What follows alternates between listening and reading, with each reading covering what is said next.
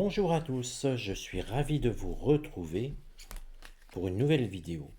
Aujourd'hui, nous allons regarder Emmanuel Macron. Que nous réserve-t-il pour le pays? Non pas d'un point de vue politique, on a vu ce que ça a donné, mais je dirais dans une manière générale, comment il va faire évoluer un petit peu tout ça au niveau des Français. Est-ce qu'il va essayer un coup de poker, d'apaiser les tensions, même si on y croit guère, il faut être honnête? Va-t-il au contraire jeter de l'huile sur le feu? Va-t-il, je ne sais pas, évoluer dans un sens, dans un autre? Peut-être s'en prendre plus facilement à nos anciens, aux retraites? Parce que, certes, il y a le gouvernement qui décide, François Bayrou, les députés qui votent ou pas les propositions du gouvernement, mais derrière, il y a quand même toujours l'influence d'Emmanuel Macron.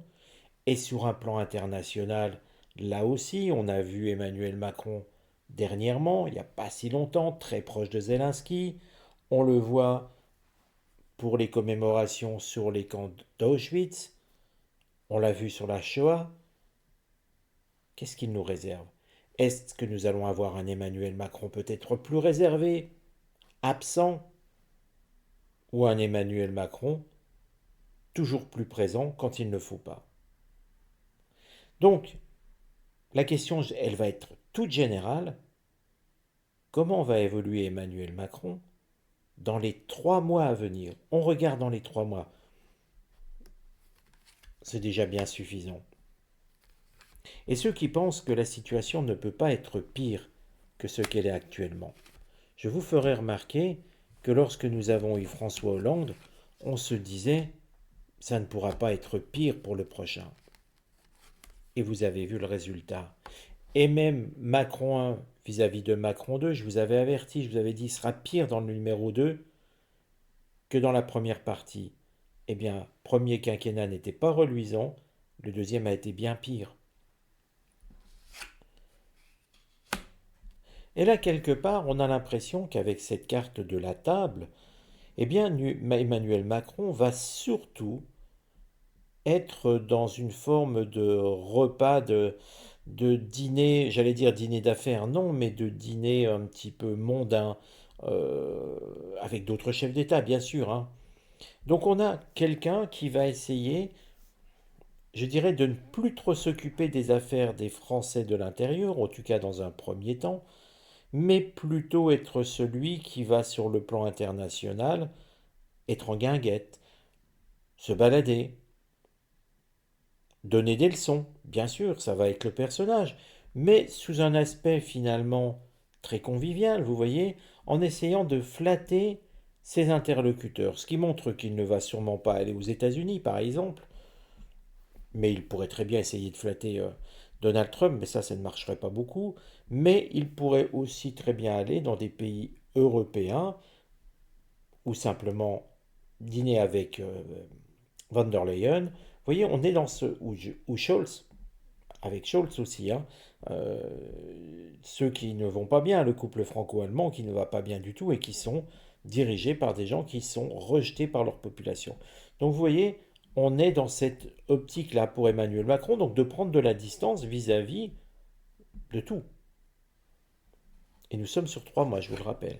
Ce qui va aller contre, eh bien, c'est que sur la France, alors que je vous dis qu'il va aller sur le plan politique international, en France, toujours plus de frustration.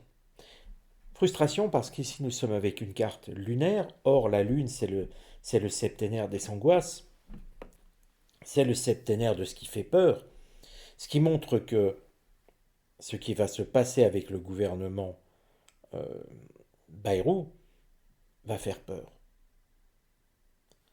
Va faire peur, va créer de l'angoisse.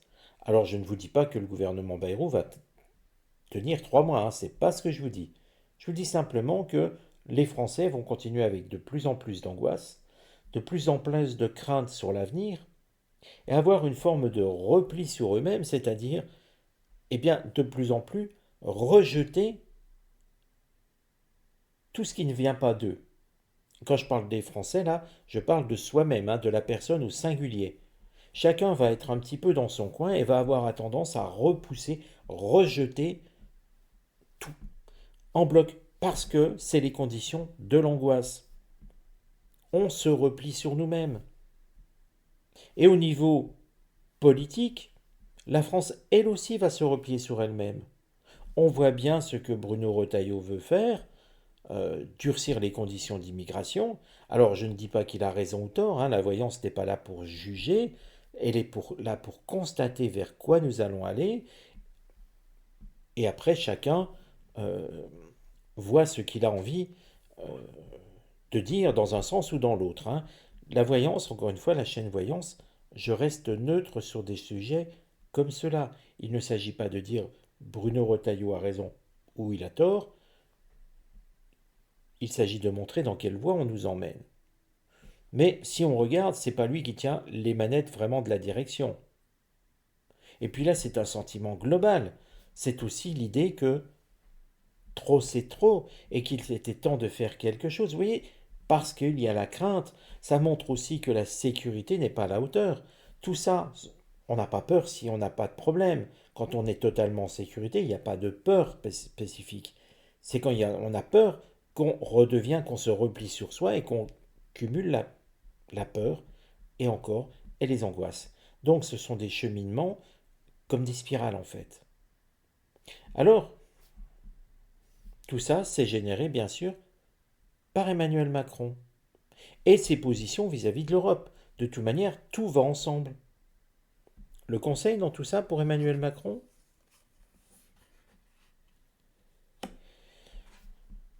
Eh bien, l'incertitude qui est créée en France montre que lui aussi devrait avoir peur et se méfier, même si l'oracle ne l'alerte pas de façon dangereuse. L'oracle est plutôt en train de lui dire attention, prenez le bateau, mais allez vers les Amériques, c'est une image, hein, puisque c'est à l'époque du Magellan, mais attention, vous ne serez pas sûr d'arriver entier là-bas. Donc, c'est une carte qui montre, certes, il ne faut pas tomber dans l'exagération de la peur, mais c'est quand même une carte lunaire qui montre qu'il faut quand même se soucier un petit peu de ce qui se passe. Donc vous voyez, c'est un avertissement pour l'instant plutôt modéré, mais c'est quand même un avertissement. Et comme chaque avertissement, avec l'oracle de Béline, mieux vaudrait l'écouter. Alors, deux cartes. La carte du résultat. Eh bien, Emmanuel Macron va encore, dans ces 3 mois, semer la zizanie.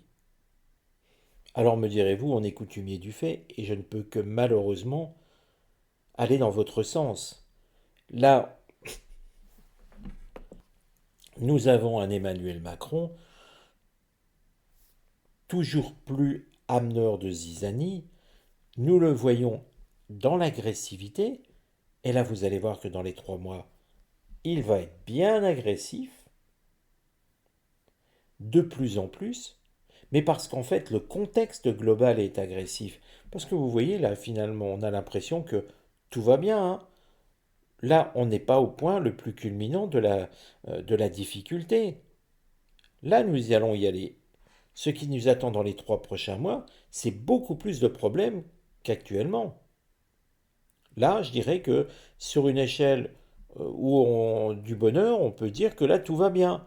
Ça vous laisse imaginer ce qui va arriver après. Parce que bien sûr que tout ne va pas bien actuellement. Mais si on dit, alors qu'on voit la situation, que tout va bien, quand ça ne va pas aller, qu'est-ce que ça peut être? Donc là, effectivement, le semeur de zizanie, le semeur de bordel et de chaos, il va s'en donner à cœur joie dans ces 3 prochains mois. Donc, on peut s'attendre à des prises de parole, des prises de position de plus en plus confuses. Et tout ça, regardez, c'est la maladie qui est ici. Quelque chose fait peur. Alors vous pouvez y voir, pour certains me diront, oui, c'est le Covid qui est de retour. Non. Non, je ne dirais pas ça comme ça. Je ne le place pas, ni la grippe, ni le Covid, dans les 3 prochains mois, comme quelque chose qui va être important et en alerte. Mais j'aurais tendance à dire que tout va être baigné sur cette maladie de Brigitte Macron. Pas d'un point de vue santé, pas directement, mais sur sa transition. On peut y voir les déclarations de Candace Owen. Ça va être de plus en plus prégnant, de plus en plus angoissant, et ça va être quelque chose qui va peser sur l'Élysée. Parce qu'ici, nous avons un espèce de batracien qui est là et qu'un oiseau a pris dans ses ailes. On peut y dire l'oiseau américain, cet aigle américain, qui vient prendre sa proie dans les serres et qui cherche à l'étouffer. Sous le signe de l'angoisse. Ce qui montre que ça crée une peur. Et que si certains pensent que le couple présidentiel n'a pas peur, c'est faux. Je vous rappelle que la question, c'est Emmanuel Macron à la base. Emmanuel Macron va avoir peur de ce qui est à découvrir. Il a peur. C'est donc que, au final, tout n'est pas si clair qu'on veut bien nous le dire. Tout n'est pas ce conte de fées que les médias ont vendu au peuple français. Et qu'en réalité, nous avons bien une personne adulte qui détourne un mineur de 14 ans. Nous sommes bien sur ce registre. Et donc ça va être une attaque extrêmement forte, virulente, sur Emmanuel Macron et par ricochet sur Brigitte Macron. Vous voyez que les actions d'Emmanuel Macron, certes, il va en créer, mais il va en subir aussi, exactement comme les Français. Ça ne va pas être facile, ce n'est pas 3 mois de tout repos, ni pour nous, ni pour lui.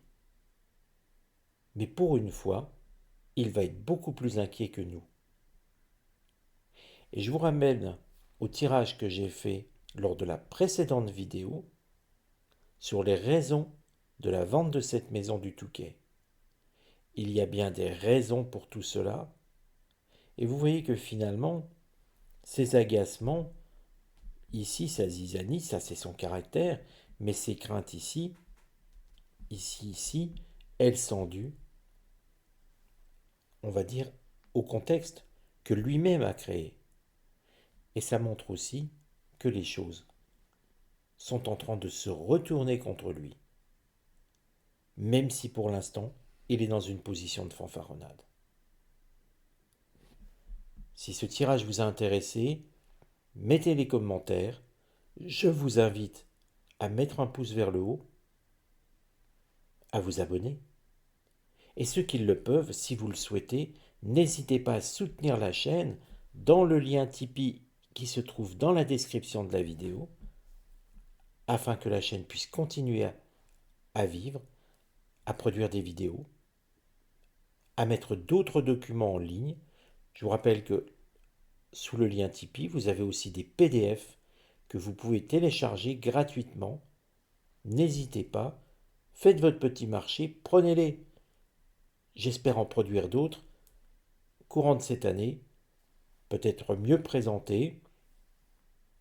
Et pour tout le monde, je vous dis à très bientôt. Prenez soin de vous, prenez soin de vos proches. À très vite.